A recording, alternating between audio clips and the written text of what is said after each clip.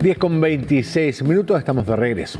Simuló ser un pasajero de un taxi y terminó intimidando con un arma de fuego y asaltando al conductor, a quien le arrebató todo el dinero obtenido en un día de trabajo. Sin embargo, este no fue el único hecho delictual en las últimas horas, ya que una madre, su hija y su nieta fueron encañonadas para asaltarlas tras bajarse de su auto de aplicación. Pásame la plata, pásame la plata. Pásame la plata, pásame la plata, pásame la plata, pásame la plata, no, pásame la plata, pásamela. Pistola en mano, amenazas de por medio y el dinero de la víctima en su poder. Un violento asalto sufrido por este taxista, quien jamás esperó que el mismo pasajero que recogió metros antes lo intimidara de esta manera. Hola. La carrera ha terminado. Son 4. Llegaron hasta el ingreso de un pasaje. El falso pasajero se baja del vehículo cuando, al momento de pagar, este delincuente mostró su verdadero rostro. Pásame la plata, pásame la plata, pásame la plata, pásame la plata, no, pásame la plata, pásamela. Aunque no fue el único delito que se registró en las últimas horas, pero el siguiente caso, las víctimas fueron las pasajeras de un auto de aplicación.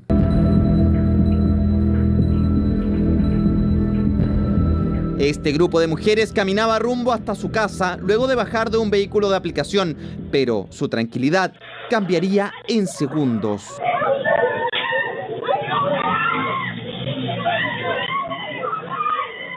Se bajaron muy rápido, con pistola amenazaron a mi hija y al amenazarla yo intenté forcejear con ellos y se llevaron mi cartera con mis documentos, mis cosas. Una menor intimidada con un arma de fuego, lo mismo su madre y su abuela, pero las sospechas de estas mujeres habían comenzado cuando el conductor del auto no siguió la ruta del GPS y posteriormente se negó a dejarlas en la puerta de su casa.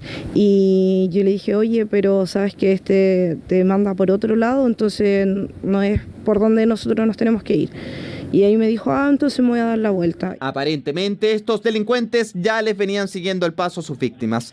Una vez que las interceptaron, se bajaron de sus motos y comenzaron a forcejear. Tras lograr su objetivo, los asaltantes huyeron del lugar. La víctima señala que se había bajado de una aplicación Didi, la dejó a una cuadra de distancia de su domicilio y fue abordada por estos sujetos. Vecinos del sector, alertados por los gritos de las víctimas, intentaron salir en su ayuda, pero ya era demasiado tarde. Ya todos salimos a ver qué pasaba, ellos ya tomaron rumbo hacia la salida y desaparecieron.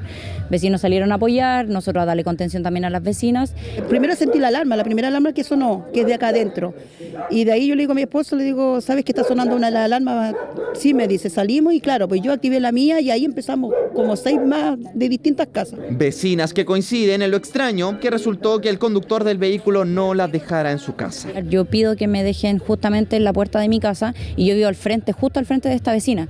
Entonces ahí igual no hubo un poco el llamado de atención, pero al menos yo soy bastante precavida en ese sentido. Cuando tomo el Didi yo siempre comparto mi ubicación, hermana, voy llegando, voy acá o lo que sea, pero que me dejen aquí afuera de la casa. Nunca que me dejen afuera del paseo. Situación que se ha venido repitiendo, donde delincuentes aprovechan hasta el más mínimo descuido de las víctimas para cometer sus ilícitos. Para expertos, en el caso de utilizar estos vehículos, debe poner principal atención en un dato primordial. Tomar las precauciones mínimas básicas. El conductor que dice la aplicación, el vehículo que dice la aplicación. Entonces ahí generar una sospecha. Violento asalto que de seguro las víctimas no olvidarán justo cuando llegaban a su vivienda. Las cámaras de seguridad serán vitales para poder identificar y detener a esta peligrosa banda de motochorros. 10 de la mañana con 30 minutos, está con nosotros aquí en el estudio la alcaldesa de Quinta Normal, Karina Delfino, para conversar sobre este y otros hechos ocurridos en su comuna. Alcaldesa, ¿cómo está? Muy buenos días. Muy buenos días, muchas gracias por invitarme. A ver, partamos por este caso, digamos, porque aunque en que puede parecer excepcional, no creo que lo sea, digamos. Primero, hay una enorme cantidad de comunas de Santiago donde los conductores de aplicación o taxis se niegan a entrar en algunos sectores. Simplemente le dicen a uno, lo dejo aquí o no voy a entrar a ese lugar. Segundo, porque los asaltos de este tipo, aunque son más vistosos cuando salen en cámara, son bastante frecuentes. Y tercero, porque eso tiene directamente que ver con la correlación cantidad de habitantes policías, carabineros o policías de investigaciones que tiene una comuna, o me equivoco mucho, alcalde. Sí, bueno, son hartas cosas. Nosotros hemos estado con hartos hechos en la comuna. Hemos visto distintos tipos, además de delitos. O sea, este ha sido uno, pero hemos visto otro que hay personas que ingresan, delincuentes que ingresan o intentan ingresar a las casas, por ejemplo. Y otros que, como estamos cerca de la costanera, hay mucho portonazo o tratan de robar los autos y salen muy rápido por la costanera. Yo creo que acá es fundamental, primero, las denuncias, porque esto nos denunciaron rápidamente los vecinos y vecinas y nos pusimos rápidamente también en contacto con carabineros.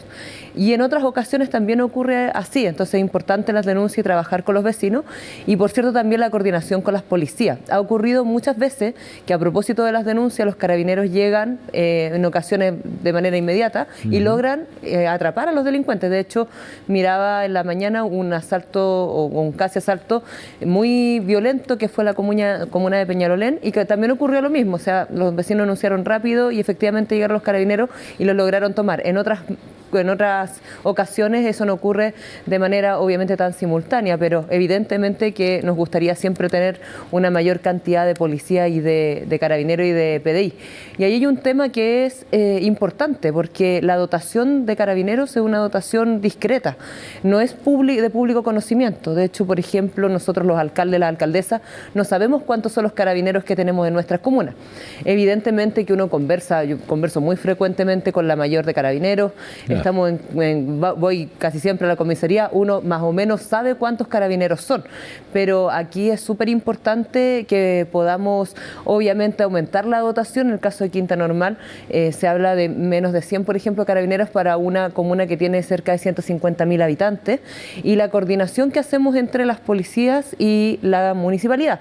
En este caso estamos implementando un sistema que es lo S14, que son patrullas mixtas con carabineros, y eso significa también poder optimizar recursos, porque en un vehículo municipal se sube un carabinero y un policía y empiezan a hacer patrullajes preventivos. Esto es importante porque generalmente los carabineros andan de a 3 en una patrulla, y esto permite tener un vehículo a disposición de la comisaría y otros 2 carabineros que también pueden hacer otras labores.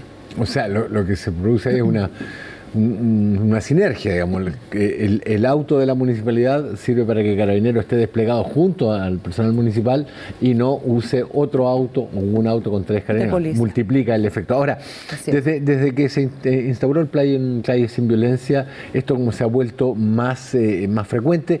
Me decía el subsecretario Vergara, cuando lo conversamos con él en aquella oportunidad, que lo que se buscaba era una mayor velocidad de respuesta de carabineros frente a este tipo de hechos. ¿Se ha logrado?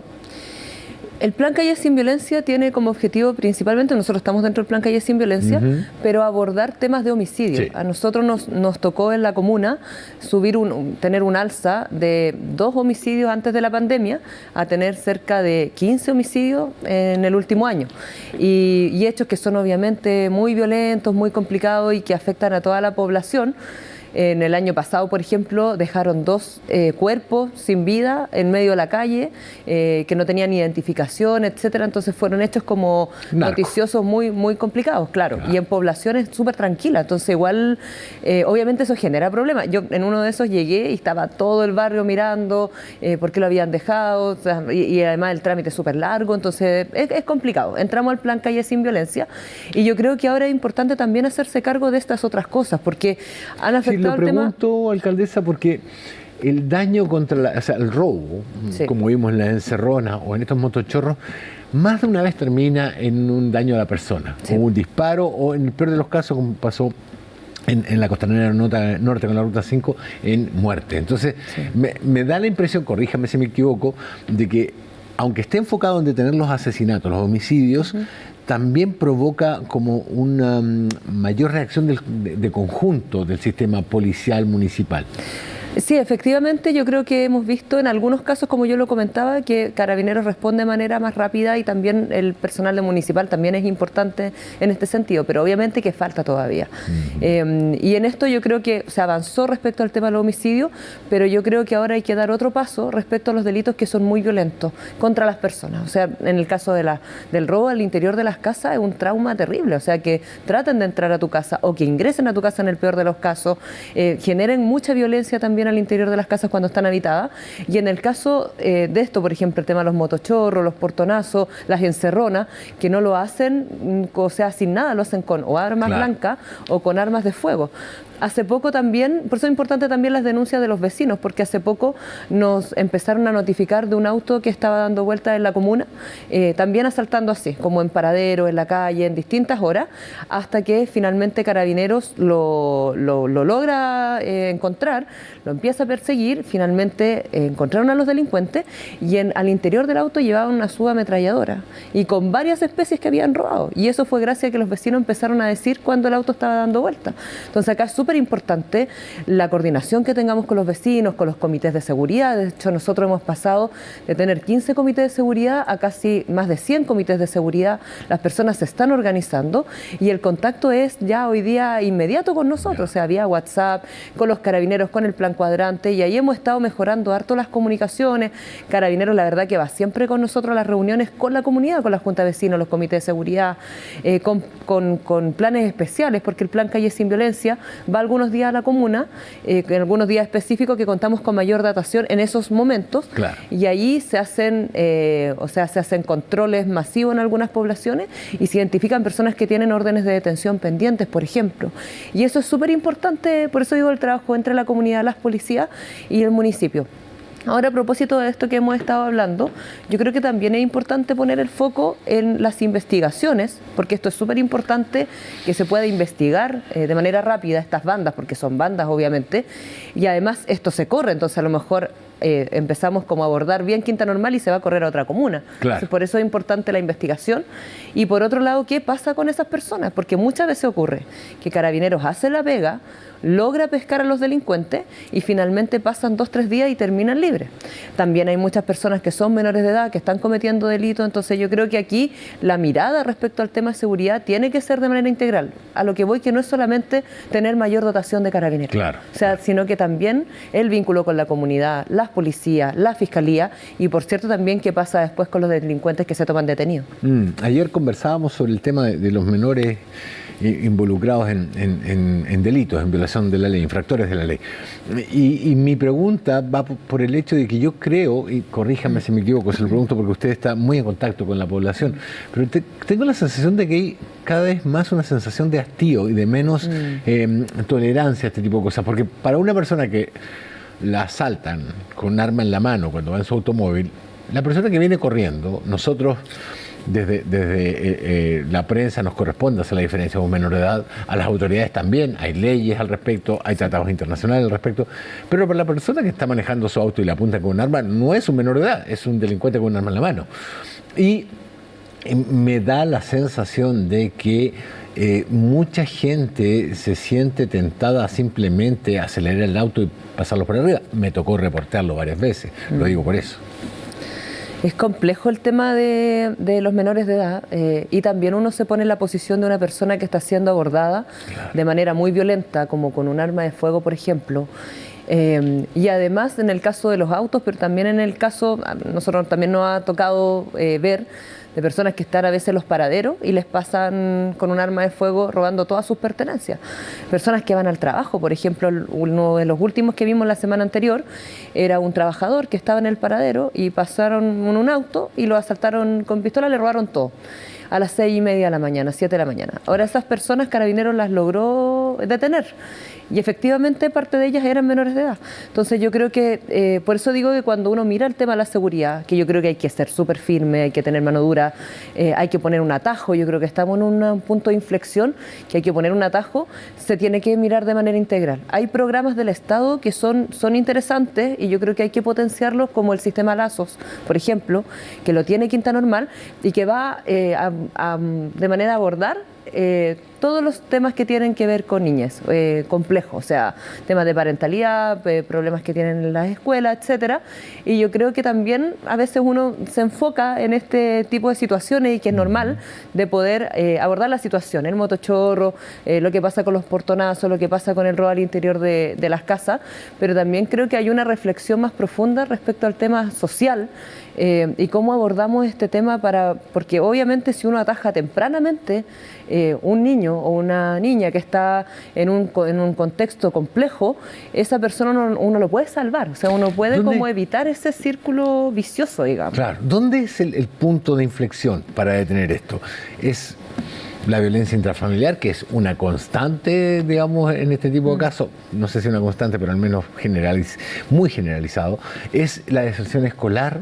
¿Es el primer delito? ¿Dónde cree usted que es el punto de inflexión para detener el involucramiento de menores en hechos reñidos con la ley? Yo voy a poner un ejemplo respecto a Quinta Normal. Nosotros tenemos un sector de la comuna, un sector complicado. No voy a nombrarlo, obviamente, para no estigmatizar. No estigmatizar. pero es un sector que yo voy varias veces y uno lo ve y hay cero presencia del Estado. Nosotros ahora ya lo estamos metiendo en varios programas, pero por ejemplo no hay sede social, no hay cancha, está oscuro, uno pasa de noche y hay personas que están consumiendo drogas, por ejemplo. La PDI ha entrado varias veces allanando casas y vuelve a ocurrir, o sea, hay personas en situación de calle. Y el Estado se alejó. Esa población no tiene una inversión estatal desde hace lo menos 10 años, yo creo.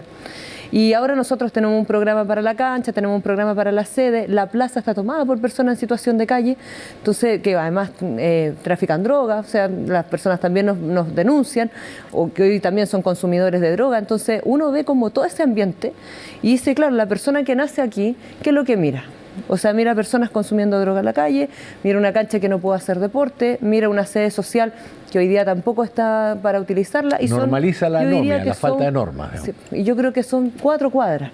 Entonces, por eso nos estamos metiendo como municipio en ese lugar para poder romper ese círculo. O sea, de que sí se pueden hacer cosas, de que puede haber deporte, que pueden haber talleres, de que los niños tienen que ir al colegio, de que no es normal que las personas consuman droga en la calle, que no es normal que las personas trafiquen en la calle, y yo creo que ese es finalmente el espíritu de la política pública. Por eso yo digo, como cuando pasan estas cosas de delincuencia, uno se enfoca en que hay que tomar a estos delincuentes, hay que llevarlo a la cárcel, tienen que tener condena, etcétera. Claro. Pero yo creo que también hay una reflexión anterior y que también son materias preventivas de los municipios de cómo finalmente con todo este tipo de intervenciones se pueden finalmente tener barrios mejores, barrios más seguros y sobre todo para que los niños crezcan en un contexto, en un buen ambiente y con otra perspectiva que no sea solamente el tema de los tráficos de droga, robos, etcétera. Alcaldesa, y eso nos lleva al otro punto, digamos. Los alcaldes duran 4 años en el cargo. Estos planes muchas veces no producen resultados en el primer año. No. Se demoran mucho más. ¿Cuál es el tiempo en que este tipo de intervenciones empieza a verse reflejado en una baja en los índices de criminalidad? No, son largos, o sea, yo creo que son programas de largo aliento. También nosotros tenemos otro caso, en otra plaza que es grande de la comuna, que los vecinos también nos habían reportado que había un grupo de jóvenes que hacían distintas incivilidades en la plaza. Ya. Había, por ejemplo, un club de tenis y le robaban, todavía existe el club de tenis, y le robaban las pelotas. Y después iban al Versa y ahí mismo estaban vendiendo las pelotas.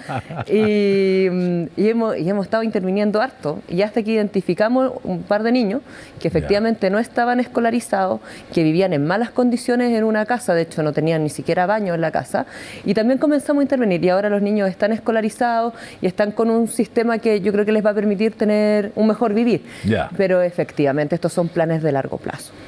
Ya, y eso cuando llega el nuevo alcalde, supongamos llega un alcalde de signo contrario, ¿esos planes tienen continuidad? Yo creo que en general en las alcaldías, los municipios, los alcaldes y las alcaldesas en general, yo creo que tenemos visiones más o menos similares, independiente del color político. Nos pasa mucho, de hecho, con los alcaldes que tendemos a coincidir, porque estamos todo el día con la comunidad. O sea, yo creo que no hay día que yo no tenga reuniones con la comunidad, tengo días completos de audiencia, estoy en el territorio, hacemos distintas actividades con el municipio y las personas te van diciendo cosas. De hecho, hay muchas veces que, por ejemplo, temas de tráfico de droga, los vecinos denuncian al municipio y nosotros denunciamos a su vez a la fiscalía o a las policías porque sienten más seguridad. Claro. Y eso es súper importante porque finalmente el vínculo con la comunidad a uno yo creo que le hace tener mejores también decisiones en términos de política pública. Y en ese sentido también aquí es importante el Estado, o sea, no solamente los municipios, sino que la política pública en general tiene que ser política pública independiente de los sectores políticos. O sea, yo creo que acá es importante tener ciertos acuerdos que permitan tener programas permanentes, como el sistema Lazos, como hay otro programa que es muy interesante, que es el sistema 4-7, que permite que las escuelas hablan de 4-7. Entonces, todos los niños y niñas que sus padres trabajan y que no pueden ir a la casa a las 4 de la tarde, se pueden quedar en la escuela con distintos talleres de 4-7. Ahora, claro, son poquitos niños, en el caso de Quinta Normal tenemos lista de espera para que los niños ingresen ahí, pero son programas que son interesantes y que no porque cambie un alcalde o no porque cambie un ministro o un gobierno, tienen que acabarse. Yo creo que son programas que le hacen bien a la sociedad y que nos permiten también poder atajar tempranamente todo este tipo de hechos que estamos viviendo con infancias complejas o con adolescencias complejas a temprana edad. Y yo creo que eso es súper importante, el jardín infantil, la escuela, o sea, estudiar con dignidad, o sea, tener una escuela en buenas condiciones, tener este tipo de talleres. Yo creo que ahí es súper importante que podamos enfocar también los esfuerzos de las políticas públicas. ¿Qué ocurre con cuando usted me mencionaba que los alcaldes mayas, de su color político, suelen estar de acuerdo en ciertas cosas, no pude evitar acordarme los primeros días del estallido, cuando fueron los alcaldes los que dijeron: hagamos una consulta entre la gente. Después esto lo tomó el Estado y lo implementó, pero eso surgió de los alcaldes. ¿Por qué surgió de los alcaldes? Porque tratan con la gente todos los días. Entonces, para ellos recoger las inquietudes de la ciudadanía no es algo extraño. Entonces, mi pregunta es: ¿los alcaldes se coordinan entre ellos para compartir este tipo de experiencias, este tipo de planes, este tipo de información? ¿Por qué tenemos 3 diferentes asociaciones de municipalidades en Chile? ¿Por qué dentro de las mismas asociaciones de municipalidades no se hace un esfuerzo para una mejor repartición de los recursos a la hora? Pues, en todos estos temas parece haber un amplio acuerdo, pero cuando uno llega al cómo se implementa el reparto del presupuesto, siempre hay comunas que llevan más dinero que otras. Sí. Bueno, nosotros hablamos harto como alcaldes. En el caso de Quinta Normal nos vinculamos mucho más con el sector poniente y particularmente con la Prefectura Occidente, que son 5 comunas, porque vamos a los stop, tenemos reuniones más permanentes con carabineros, con la Fiscalía, etcétera. Pero efectivamente, bueno, el tema de distintas asociaciones ocurrió en algún minuto que se armó otra asociación, pero yo creo que hay que concentrar los esfuerzos en una, que son donde están más de las 300 alcaldías de Chile. Pero acá es súper importante, como dices tú, que podamos obviamente tener como miradas más transversales y más comunes y hacer esfuerzo como alcaldes y alcaldesas. En el caso de Quinta Normal, el presupuesto es de 30.000 millones de pesos.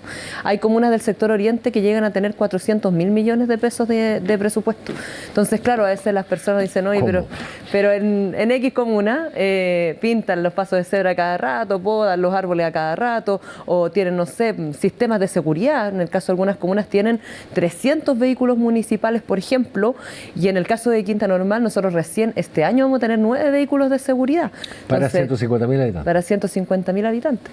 Entonces, efectivamente que hay desigualdades de presupuesto que permiten que uno no pueda hacer su labor preventiva como uno quisiera.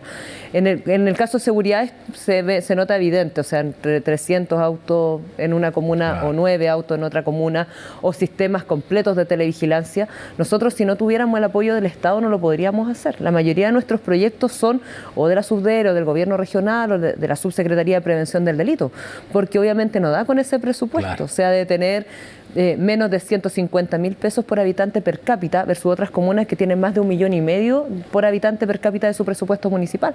Entonces yo creo que acá también es importante que nos sentemos a conversar y veamos cómo distribuimos esto mejor.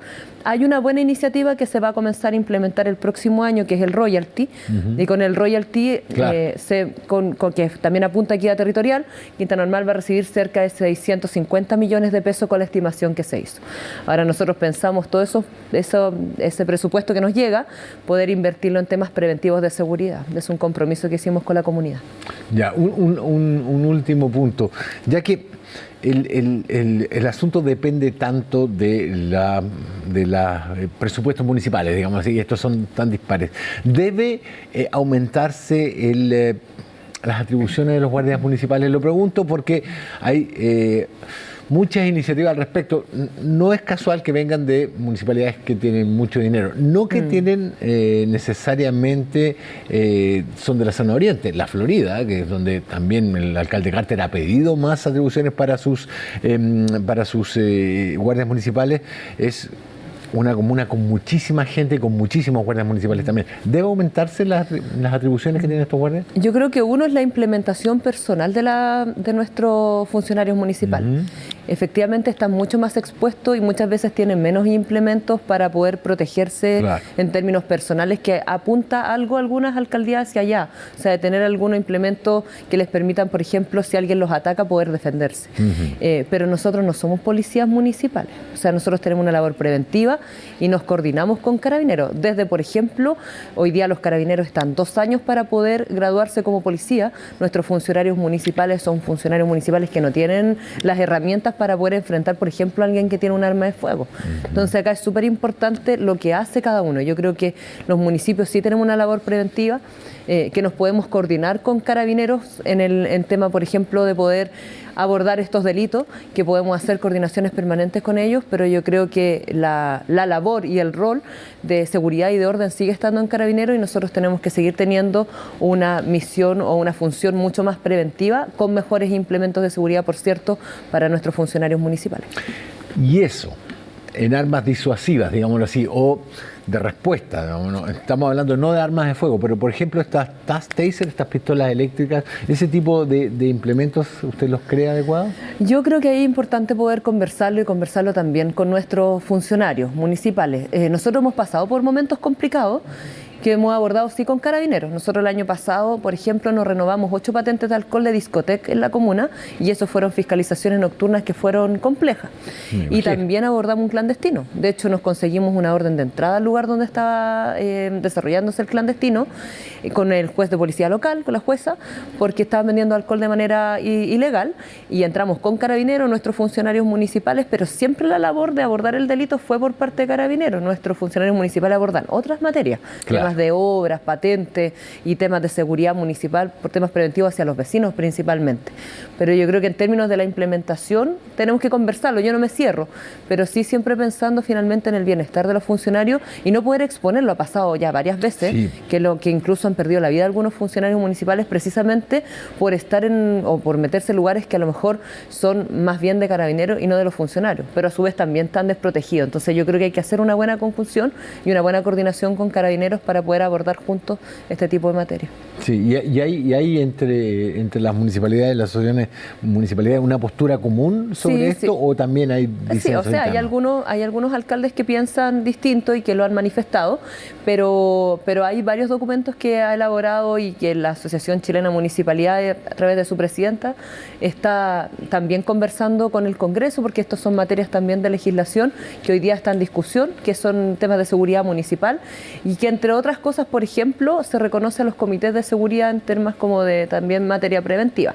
Pero todo esto, la verdad, es que es parte de las discusiones y conversaciones que tenemos entre los alcaldes. Ya, muy bien. Alcaldesa Karina Delfino, muchísimas gracias por el tiempo que nos ha dedicado aquí en Televisión Noticias. No, muchas gracias a ustedes, estuvo buena la conversación y también, bueno, felicito dar un poquito más de espacio para poder reflexionar sobre temas más profundos y no solamente el contexto, así que muchas gracias. Muchas gracias a usted, alcaldesa. Son las 10:54. Durante esta jornada se realiza el funeral del exministro Belisario Velasco. Daniel Tiers nos informa. Daniel, ¿cómo estás? Muy buenos días.